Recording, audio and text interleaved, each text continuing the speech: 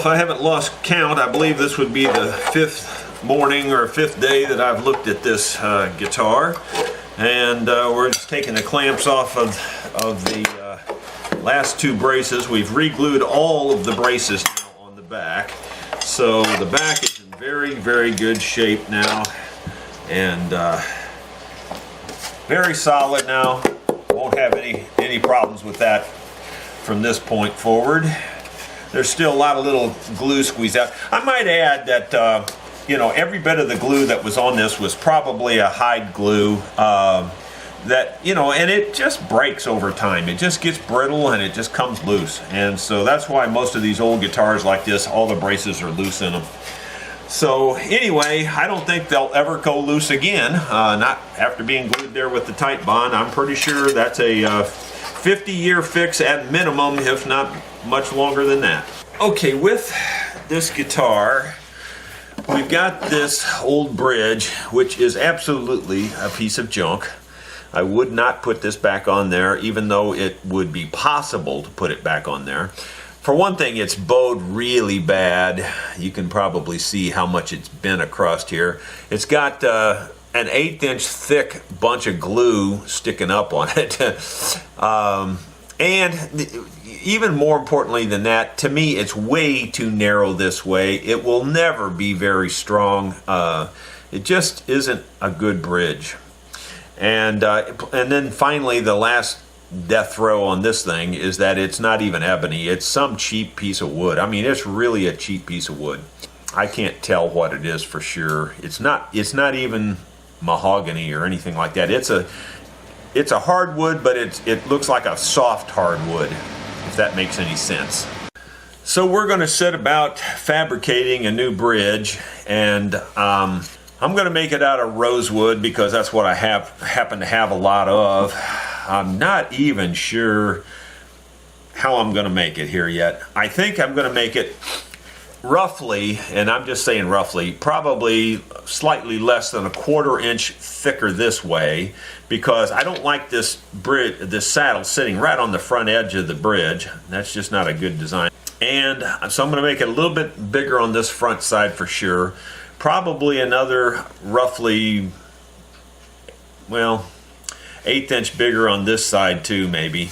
But most of it's going to be on this side, I think. And it's a very tall bridge. I can't imagine needing one that tall. I'm just going to wing it and make it as I go. I really don't know how it's going to turn out at this point. So I'm just going to go on experience and just see what happens. You can see I have a bridge contoured here that I think looks much, much better. It's I don't know if you can see all the angles I put in there, but there's an angle coming back and then I round it off the back edge, and we've got the typical flare here on the edges, and it just looks much better in my opinion than that. So all right, we're just about ready for the part that's going to throw everybody a curve, and that is that I'm going to glue the back on. But by the way, I just tell you that I have checked and rechecked these braces and the blocks, and as far as I can tell, everything else is solid. So we're going to re-glue this back on. Now here's where it's going to be different than the norm.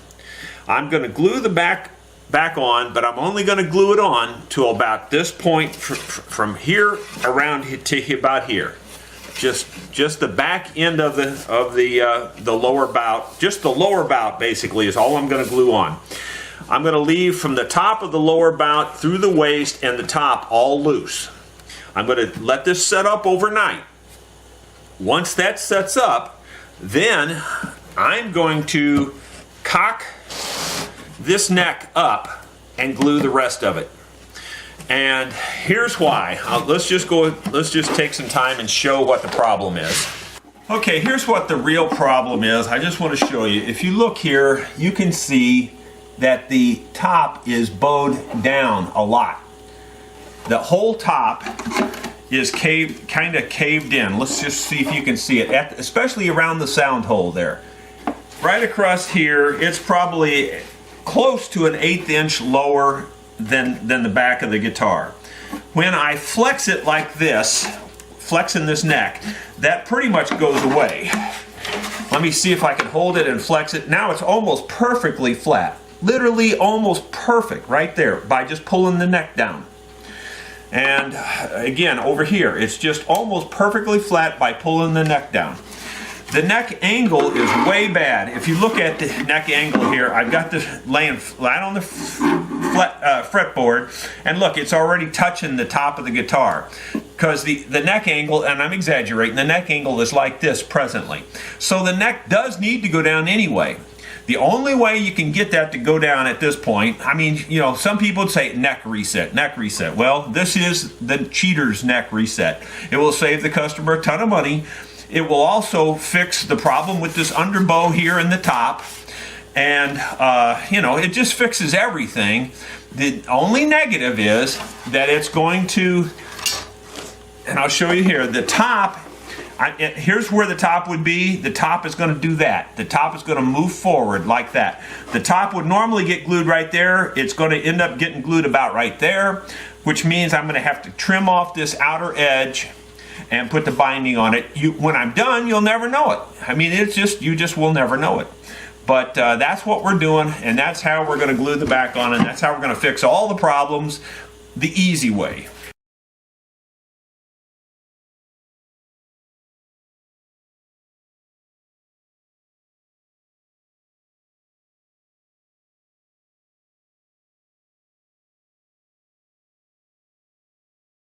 You can see that we do have all the clamps around the lower bout. The top bout is not glued and not clamped. Look at the flex you can get just by pushing back on the neck there. You can see that the neck will go right back underneath the top here. See, I don't know how well that's showing up, but you can see there's a line there, and then the line just disappears.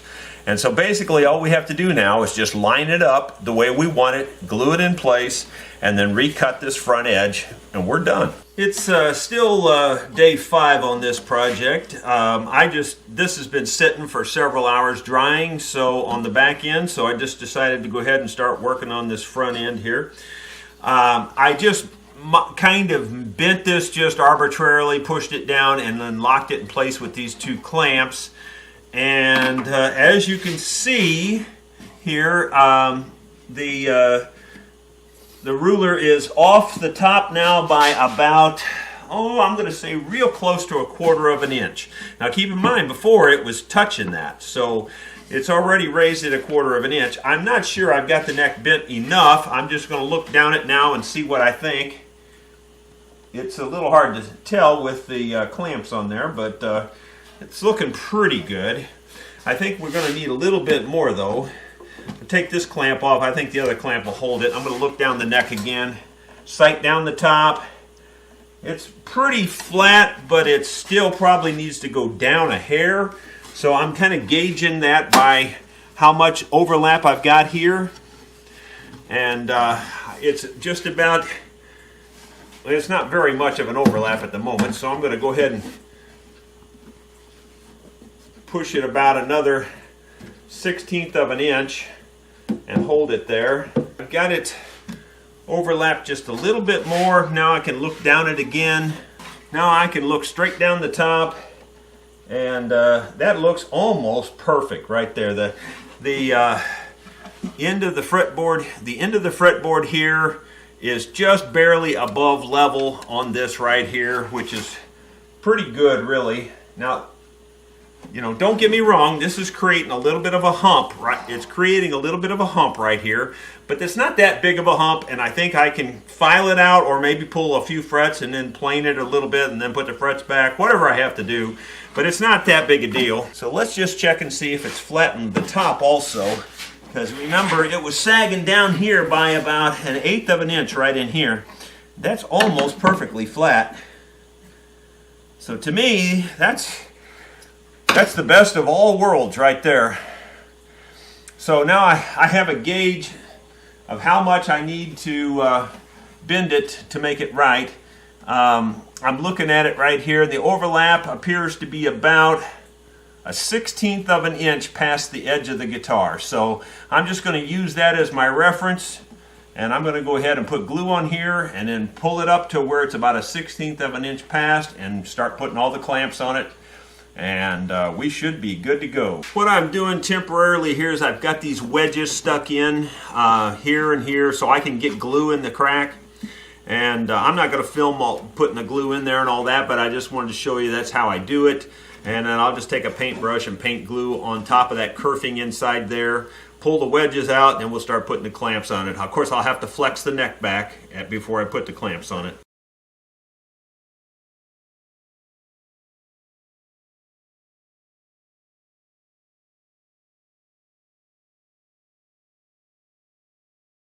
Got the temporary clamp on there. Just checking to see that the top is flat. Looks pretty darn good. Try to run this down here. We're pretty high now. Almost too high, I'm almost thinking. It's almost a 1/2 inch here now, but keep in mind this is a pretty tall bridge. It's running just about right for that bridge, and this bridge is shorter than the old one. It's going just a hair below that bridge, so I'm going to call that good. It's just a judgment call, but I'm just going to call that good. And we'll just have to see how it goes.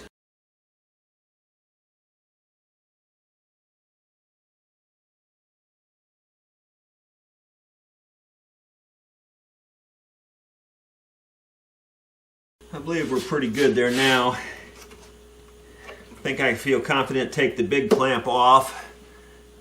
And then I'll put it back on, but I just want to check the neck now. And, give it one last check. I'm going to look down the top of the guitar. And it looks pretty good. Just hoping I didn't overdo it here. I'm going to check, going back to the bridge. Yeah, it looks a little overdone. I think I'm a little too high now. I would like to, it's just barely clearing the bridge. I would feel a little more comfortable if it wasn't quite clearing the bridge. I'm just going to lift on the neck here and see if I can spring it just a little bit. And I think I did that. That worked pretty good. So that's pretty good. Now I'm going to put that clamp back on.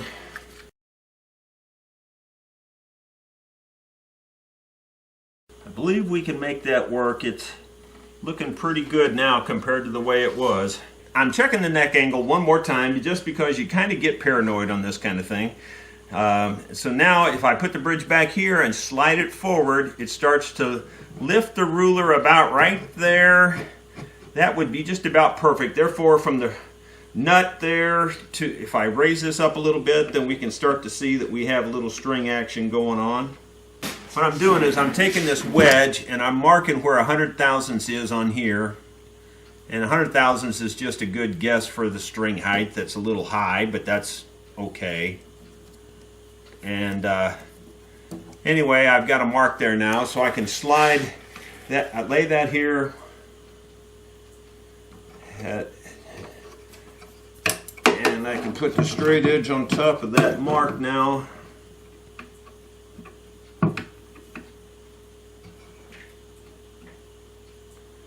And that doesn't look too bad. Now that's leaving me with about an 1/8 inch high saddle here, which would be perfect, I think. So I think that's pretty darn good. I'm just going to go with it and just hope for the best. It's a lot of it is just a judgment call, and that's all there is to it. You talking about socks on a rooster being awkward? Well, this was awkward. I should have marked this and drilled the holes before I cut the angle to the back of this bridge. I tried clamping it on here, and the clamps would slide off because it's on a slope. So I just went with tape. What I did first was I found the center of these two outside holes, and I marked that center with a line across the bridge. So there's a little line that you can probably see in here and then over here. And then these two holes, the outside holes, are centered on that line. And then I moved it as far back from the edge as I thought would be appropriate. And it's all arbitrary, and so and it doesn't matter because the top has no holes at all anymore. So, you know, it really doesn't make much difference. Maybe you can see that I have drilled the holes all the way through. I think you can see that. And I used this pin to stabilize it. After I drilled the first hole, I put that pin in, and then I held it real tight on this side and then just drilled down through with the drill press. I was able to keep it level by just putting this underneath the back edge, and that lined it up perfectly with the drill press. This is just a piece of leather, so I just stuck that under the back edge there because this back edge is tapered, and this lifted it up just enough to make the drill go straight through the guide with no problem. No hanging up, no problem at all. So it worked real well. Well, this would be the 6th day in total that I've started to work on this thing. It's the moment of truth. We're going to take all the clamps off of here and see what the body and neck looks like. Well, I'm pretty pleased with it. It's very solid. No noise, no vibrations. Other than, I can hear the tuning keys vibrate up there a little bit, but other than that, it's very, very solid now. And looking down the body, when I hold it up and look down the body, and maybe you can see, the neck looks fairly good. It's diving down now a little bit versus where it used to dive way up. It used to go slant way up. Based on my straight edge tests and things, we're looking pretty good with the tape measure here. I'm measuring about 5/16 off the top, which is not too bad. When you slide this here, it actually doesn't quite go above that. But I think by the time we set the angle, the angle of the strings and everything, I think we're going to be pretty close. Before, if you remember, this was literally touching the top like that. It was exactly like that. So now to have 5/16 clearance, we're doing pretty good. And first thing I'm going to do is I'm going to do a light fret job on this and and I think there might be a tiny bit of a hump here. Actually, it doesn't look like much of a hump. It looks like it goes pretty flat here, and then it just, it comes up at a straight line here, and then it kind of dives down a little bit or flattens off. So it's not really a hump so much. It's just that these frets here are out of the picture. They're down like that. And that's perfectly fine on this old guitar, I believe. But anyway, I am going to level it a little bit, and if there is any kind of a hump here, we're going to kind of gradually take that out. I think you'll be able to see, as I twist it here, like how this fret is still black in the middle. Like especially this one here is really black in the middle, and it's shiny on both edges. And that just shows that the fret itself is just not even flat. I mean, it's high on both edges and it's low in the middle here. So anyway, we'll level all of that out till we get it all just about perfect, and then we'll bring you back.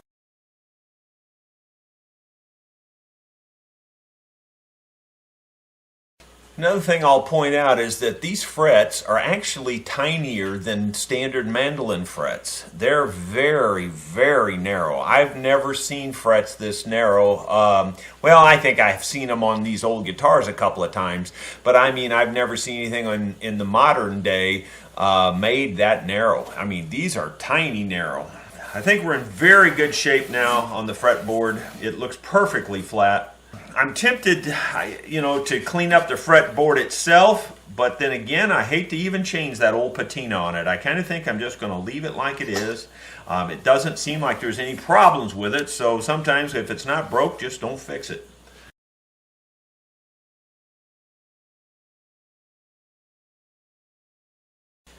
Okay, I'm going about trying to sort of temporarily locate where this bridge goes because there's no reference at it anymore to know where to put it. So what I've done is I put a straight edge right down the center line of the fretboard the best I can. I've more or less placed this about where I think it goes, but now it needs to go this way in order to be centered lined in between those two holes there. I'm going to say that's pretty close to center. Now I'm going to check it for square. I just just get the ruler as straight down the neck as I can. And then I'm going to just look at this and see if it looks like it's pretty square. I think it's going to be fairly square. It looks pretty good on the square part, so I'm not too worried about that.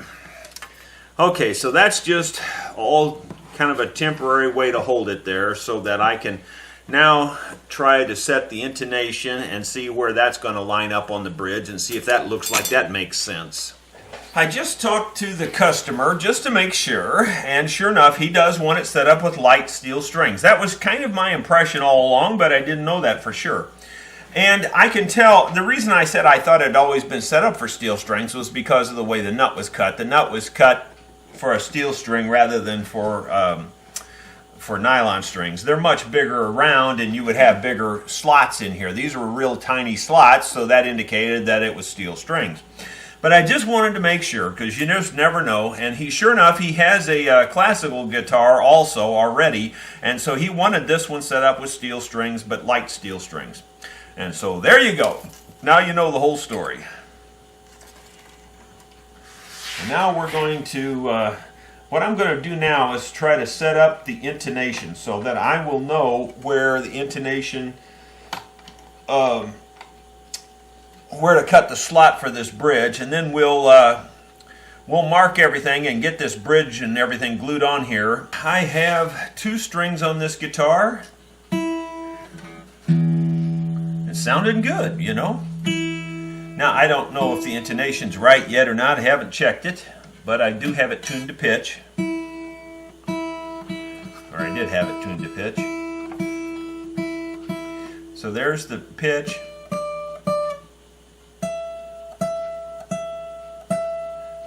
Sharp, so that means this needs to come back a little bit. Maybe a tad sharp yet. Check the bass side here.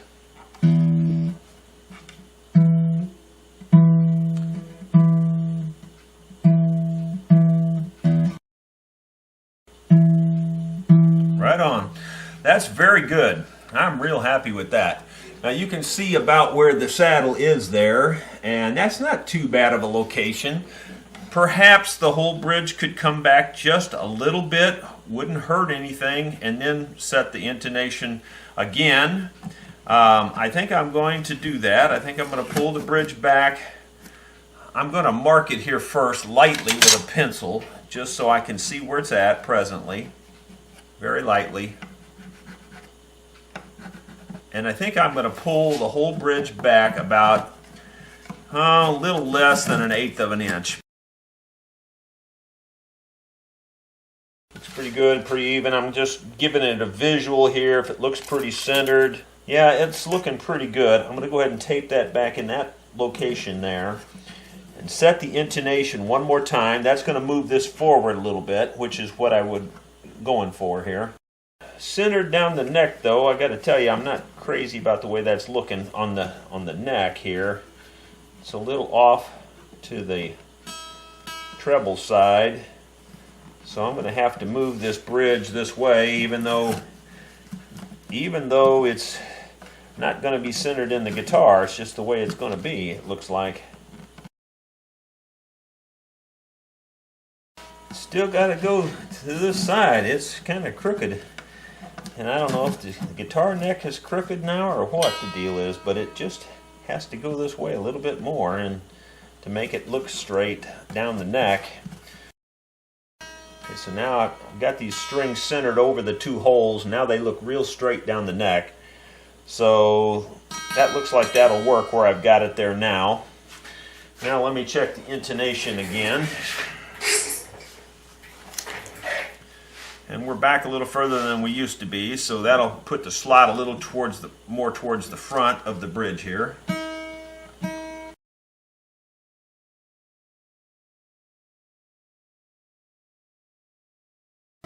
pretty good overall.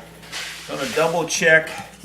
Just going to double check alignment one more time here just to make sure I'm not seeing things. That looks pretty darn good right there. So I'm going to mark this saddle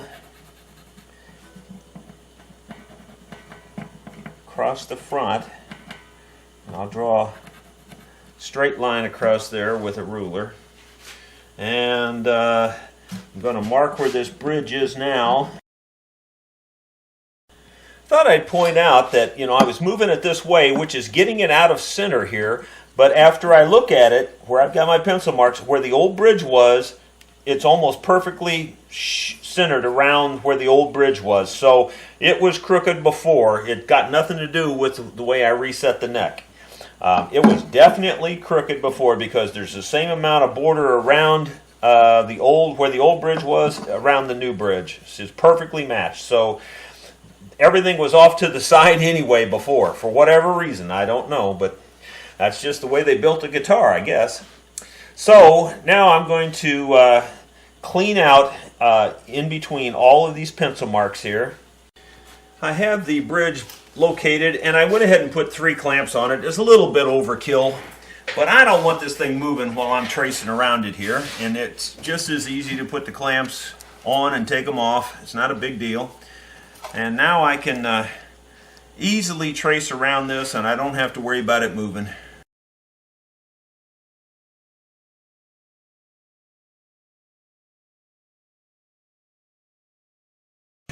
We're going to clean that whole area really clean, and we had to score it with the X-Acto knife to keep it from chipping out. Now I'm removing that center clamp, and I'm going to drill these holes while I've got it held here in this perfect location.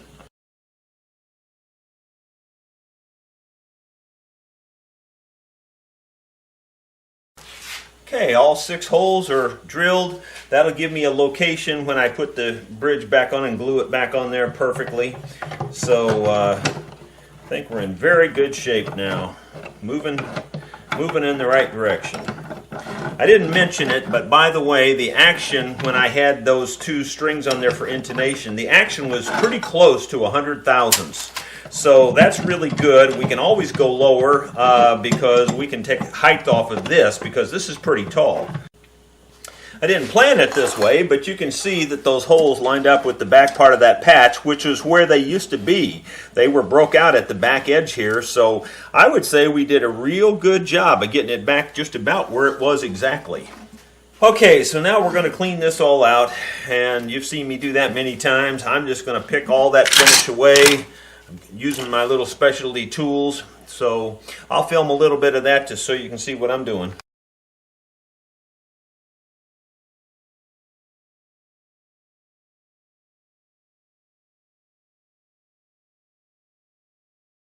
Taking a lot of time making this right here. I think you can see that it's real clean, real flat, real smooth. Feeling just a tiny bit of a hump right there. And I mean it's tiny, but I'm just going to take some sandpaper and level this right across here.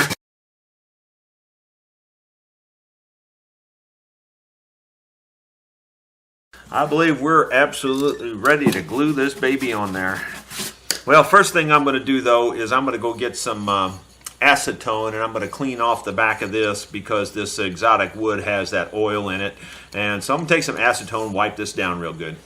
Alright, I've cleaned the back of this with acetone. I also scratched it real good with the tooth plane blade first because it gets just like glass when you sand this kind of wood. So I scratched it to just give it a little bit of tooth there. Then I took this, what used to be a white paper towel, and I think you can see there that it's pretty stained from the oils that were in this wood. And I just wiped acetone on there like that, and it took all that off of there. Now it's clean and it's dry, and we're going to glue her in place.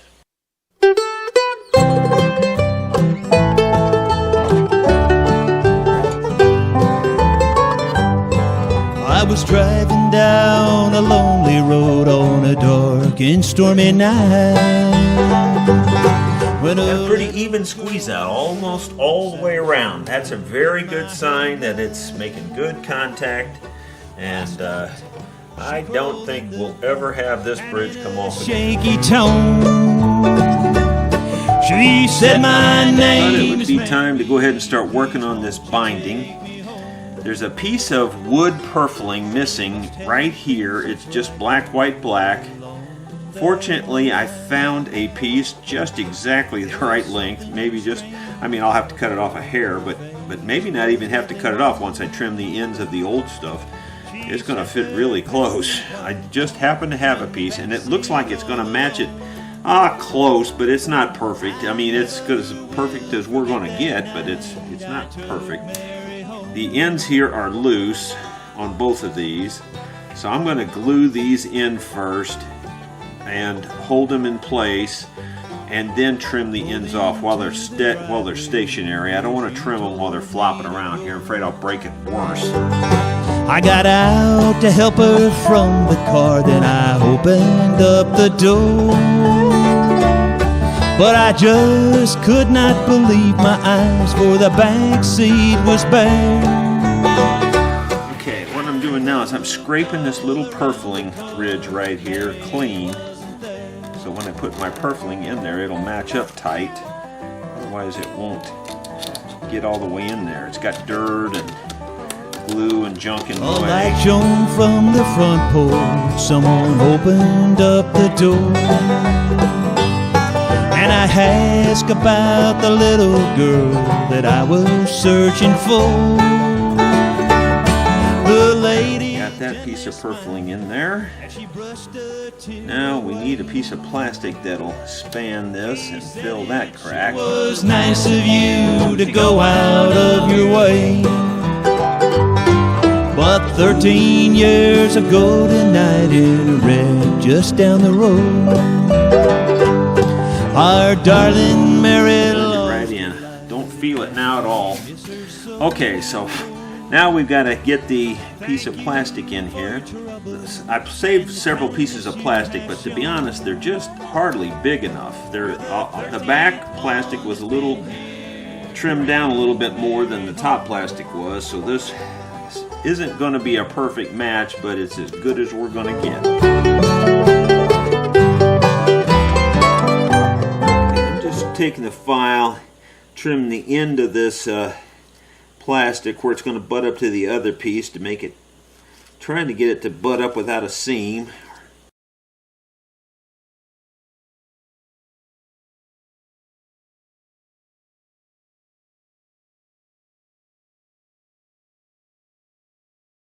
Well, that looks good. That looks real good. The back purfling was a little taller than the top purfling, and that's why this is sticking up a little bit, so I got to bring it down to the top stuff. I'm happy with the way that turned out. I was a little bit concerned that it looked like it was going to be too thin, but it really matched up pretty good. I don't think you're going to be able to tell it hardly at all.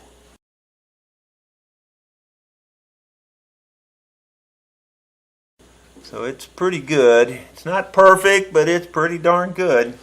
Again, it's not something you're going to see unless you get down and look at it. We're now working on this little tiny piece that's missing.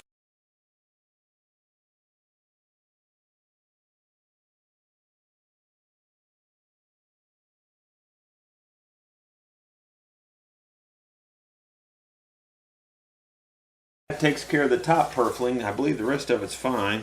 Top is fixed. Now we gotta go to the back. Well, it's that day. That dreaded day where we're going to cut the new binding slot around here. You know, if I was able to save the old binding and everything, and if we put the back on just exactly like it was, we would not be cutting a slot. We'd just be putting it, we'd probably have to clean the slot, but we would just put the binding back in place. But the binding, as you know, was totally, completely unsalvageable. It was the most brittle binding I believe I ever saw. It literally chipped like glass.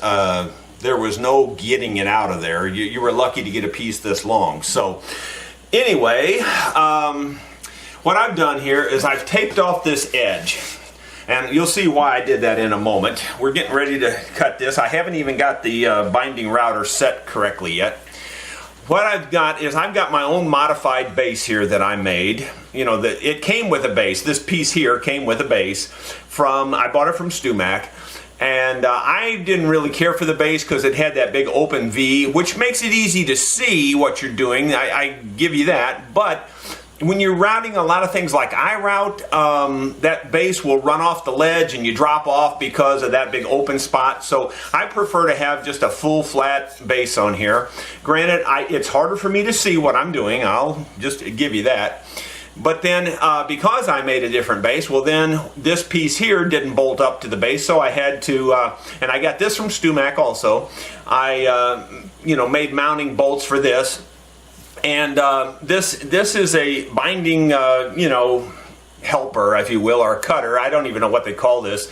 It's a guide, I guess, for cutting binding. Okay, so I don't know what the proper name is. I didn't look it up on StuMac's, channel. You can do that. I mean, you can look up on their website. What I wanted to point out is that I modified this binding cutter also. It had a roller on it, and the roller was nice. If you're only cutting flat surfaces like guitar sides and things, the roller's pretty darn good.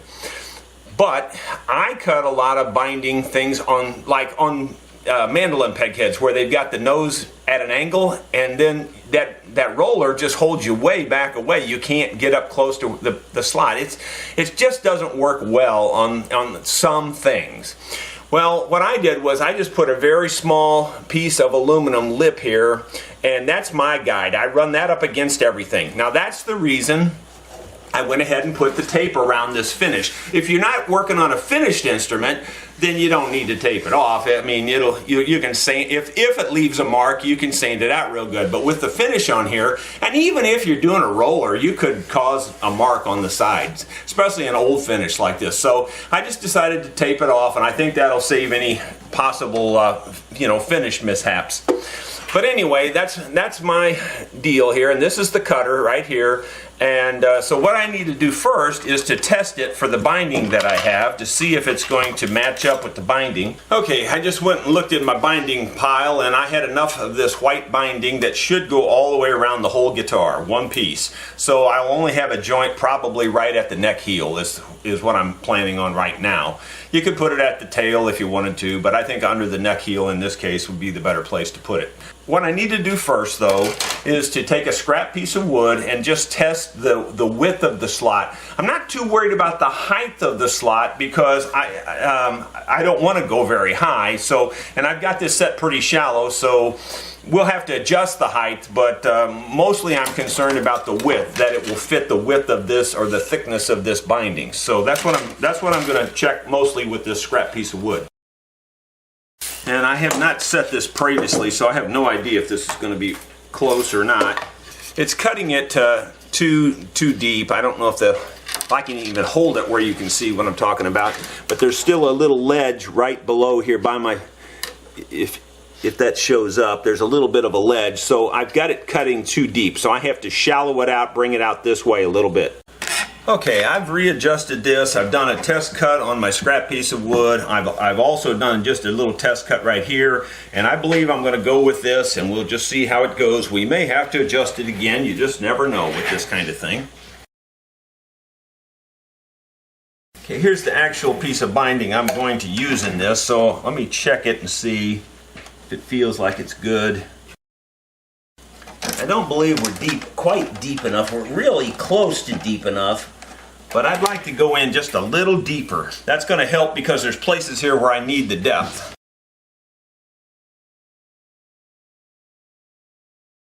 I'm just checking it again, especially up here around the part where we're cutting off so much, because remember we pulled this neck up, which made this extend out past the sides a little bit. And just checking to see if I'm getting enough depth there. And I'm pretty sure I am, but it's a little bit questionable. I'm going to go ahead and make this just cut a hair deeper and go back around this part again.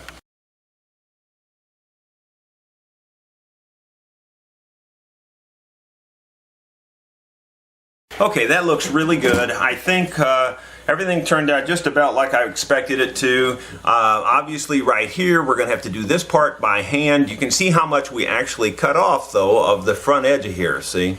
So now we'll just bring it across here by hand with an X-Acto knife and little chisels and things like that. I'm ready to cut this across here. I've taped a steel ruler down, and if you know anything about trying to do this, if you've ever tried to do it before, you cannot hold that steel ruler still with your hands. It will move on you every time. So if you tape it down like this, you got about a 80% chance of success, and it still could give you trouble, so you got to be careful. So what I'm going to do first is I'm just really lightly just scoring it with a brand new X-Acto knife. I'm not putting hardly any pressure on it at all, just very, very lightly. And every time I go across there, I put just a tiny bit more pressure.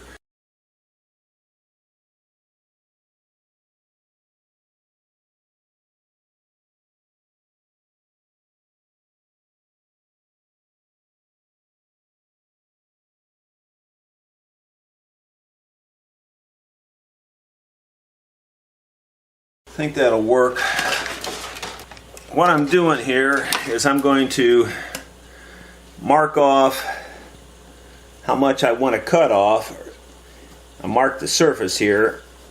I'm going to try to leave that pencil line when I cut this off.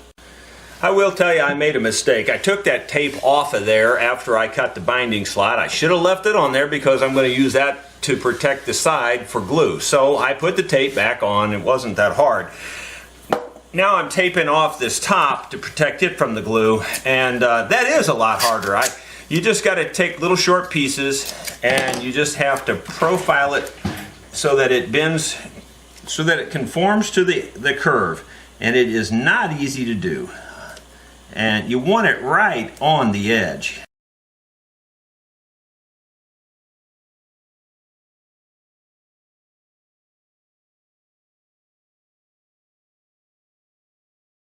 Alright, that's about enough of that. Okay, I've got all the tape on here to protect everything. I'm going to start right here at the right below the neck heel here, and start from this way, glue it and tape it, glue it, tape it, glue it, tape it. I'm just going to glue a little section, maybe a couple inches at a time, tape that section, go a little further, tape that section, and I use an acetate based glue, which is, tears up the finish pretty bad. You don't want to get it on your finish. That helps to melt this plastic, but to be perfectly honest with you, since they've gone to this PVC type plastic, I really have a problem with this stuff gluing. And if anybody knows of a better glue that really does work well between the wood and this plastic, hey, shoot me a comment on it. I'd appreciate it. Send me an email. Okay, we'll show you a little bit of this process. I doubt I'll film the whole thing, but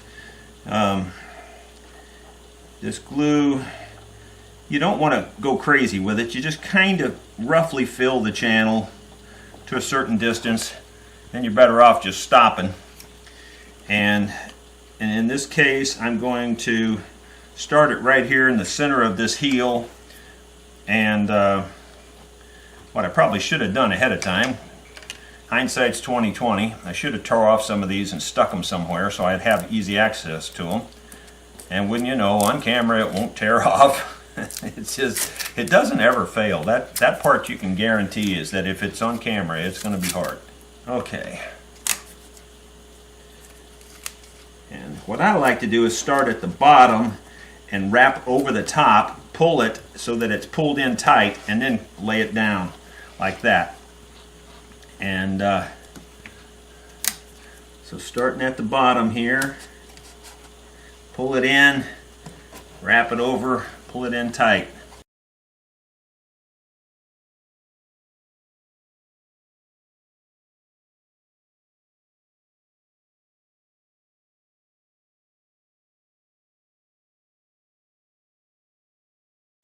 Okay, that's about as much of that as I'm going to film. You see the process and you just continue that all the way around. Okay, I thought I had the camera rolling and I didn't on this finish. I cut this ends to match very carefully with the chisel, and I made sure there's no air gap in the end there where the end came back around and met it. And I've just got it all taped up as tight as I can, and we're going to let her set now for 24 hours. I like to let that glue have plenty of time to set up and make sure the plastic is melted to that wood. Well, I just took all the binding tape off of here. The binding is stuck to the guitar. Now I've got to get rid of the rest of this tape. I was going to leave it on here and try to scrape this down flush, but the tape just is in the way. It doesn't work very good. Well, as you can see, I've got all the tape back off of there now, and I am literally taking a razor blade and scraping every single part of this binding to get it down smooth, flush to the sides and flush to the back. It is a lot of scraping. You just go like this. You take your fingers and you use your fingers as your depth gauge, and you just set the blade to the depth of the plastic, and you scrape it down till it is smooth. And you got to be careful because you can get a lot of chatter in it, and then it looks rough. So you know it's all, there's a technique where it scrapes it really smooth and no chatter at all. And that's what you're going for. If you don't hold it just right, it'll just bounce and chatter and make little marks all through it.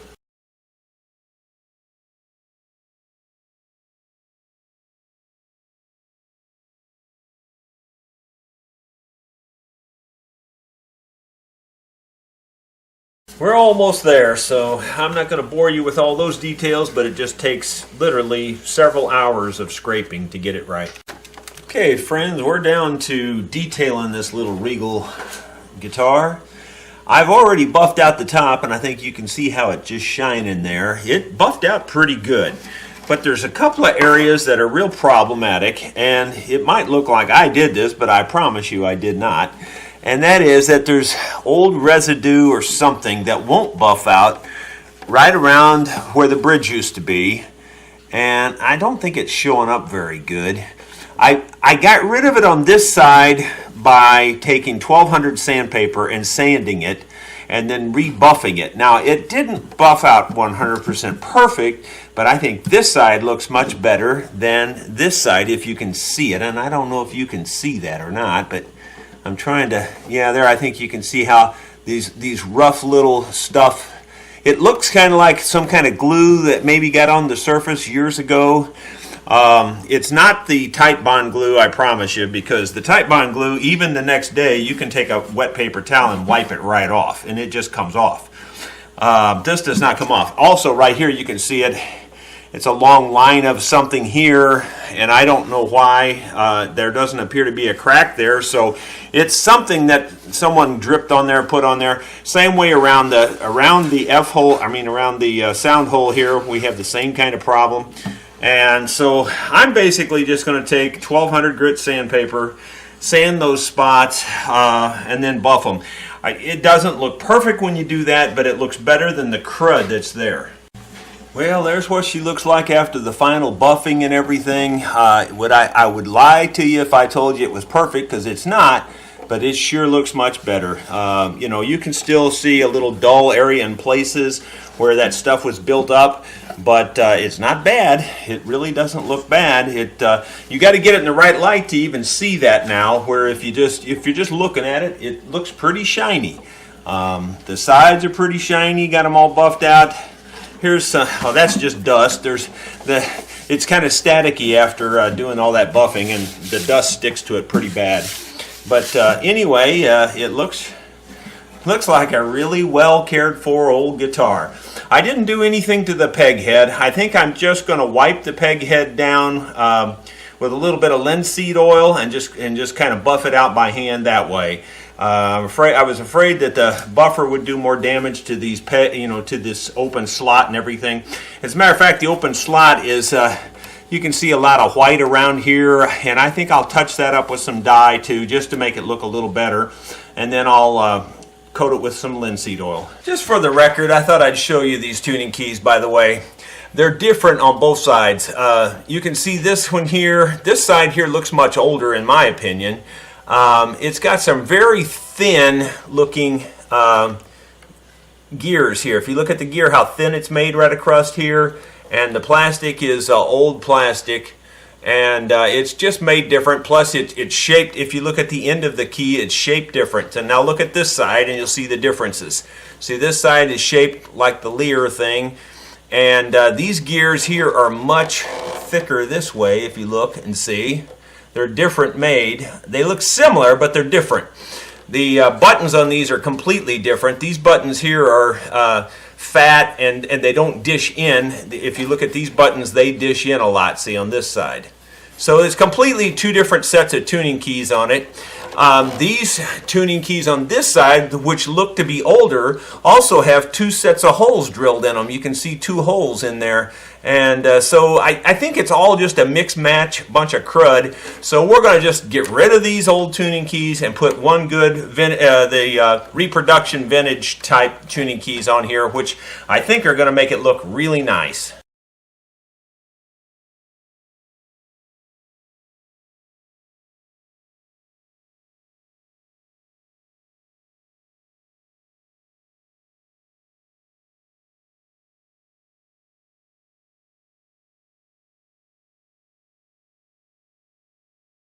I believe that looks real nice. I'm going to just let that be good enough, and now we're going to put some linseed oil on it, and that'll make it look much better.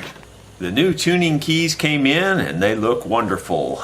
They fit the best this direction. You could flip them on the other side and try them, but this way there only leaves one hole show. When I turn them around the other way, it actually leaves two holes showing there. So this is the better way to put them on, and makes it look pretty good. And in my opinion, that's the way I want them for the posts also, for the gears and the posts. That puts the post in front of here, and that when the pressure, that puts the pressure from this gear to this worm gear better. It looks like real nice looking vintage tuning keys, and they line up good. The holes line up good in there too, so everything looks real nice about them. We're going to go ahead and install those.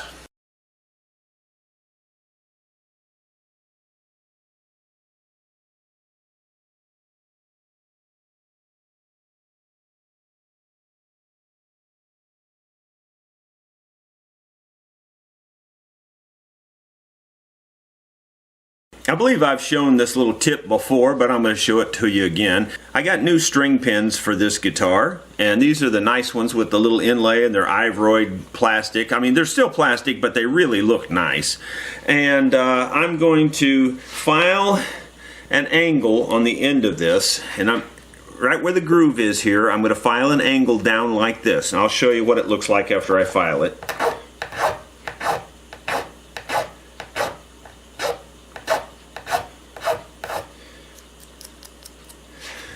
That way it helps get rid of the you know, the end of it catching on that ball. It'll slide past the ball now and go down in the hole real easy, and the ball will pull up in that crack like it's supposed to. And it just works really good. I do that on all my on all these string pins. It just makes them much easier to work with.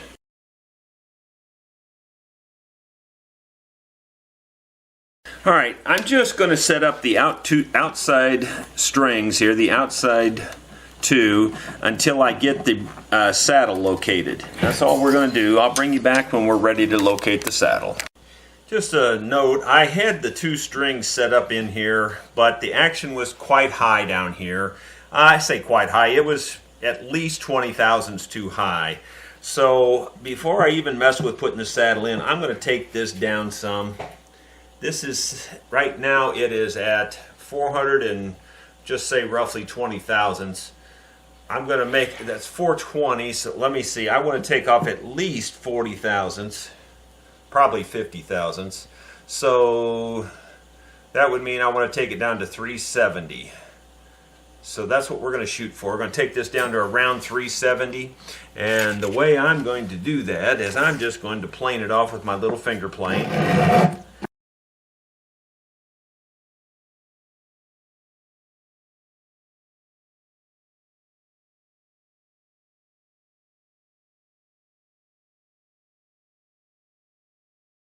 Alright, I'm going to check it again and see how high it is off of the fretboard. I want to try to get it, you know, pretty close to where it's going to be in the final. That way when I mark this, it'll be pretty accurate. Otherwise, if you mark it when it's real high, then when you lower it down later, it just won't be right.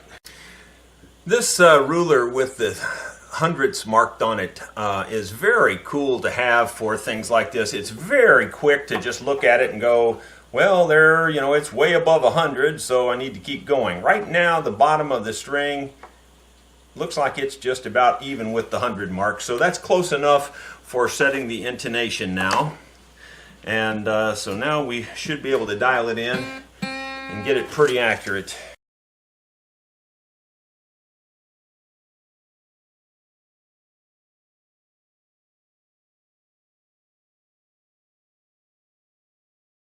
I'm going to go ahead and mark the front of the saddle there in both locations, and then we'll draw a straight line across there.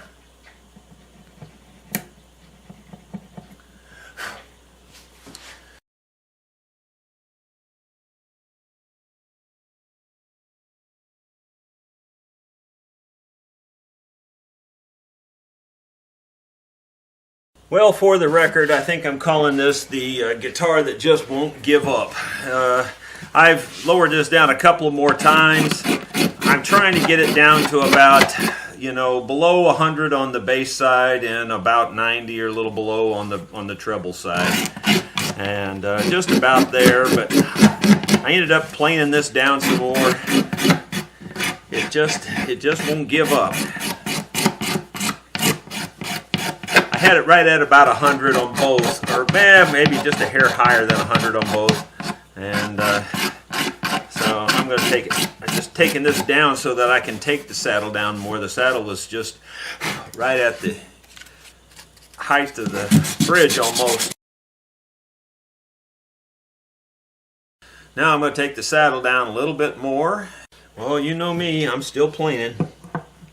I just can't give up. Down to about 330 now, and I think that's going to be it. Of course, I've said that before.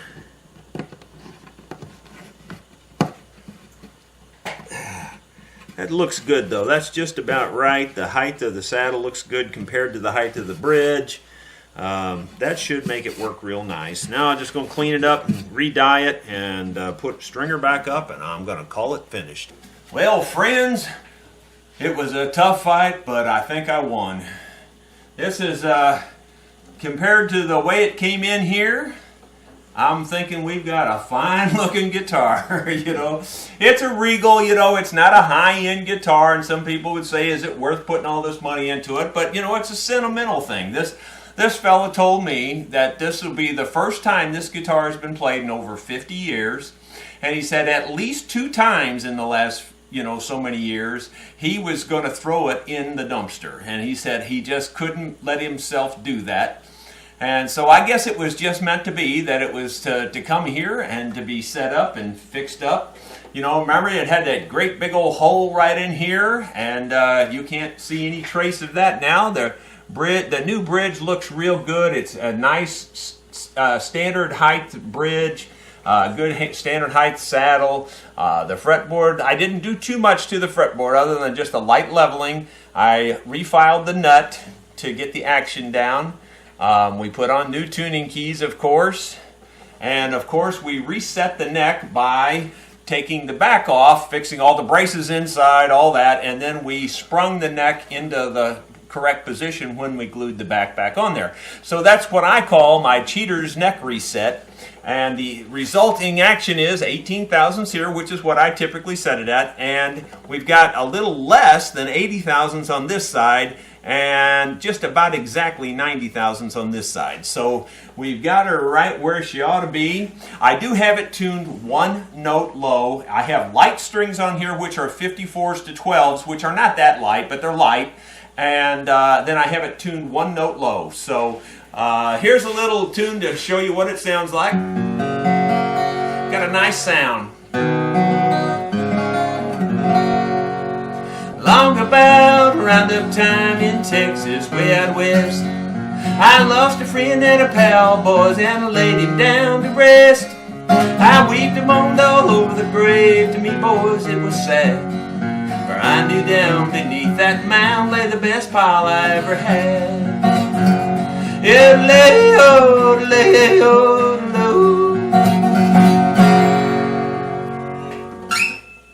Well, there you have it. Hope you enjoyed that. I think this was one of my best restorations in my opinion, just because this thing was definitely dumpster bound. So I hope you enjoyed that. Thank you for watching. Tell your friends.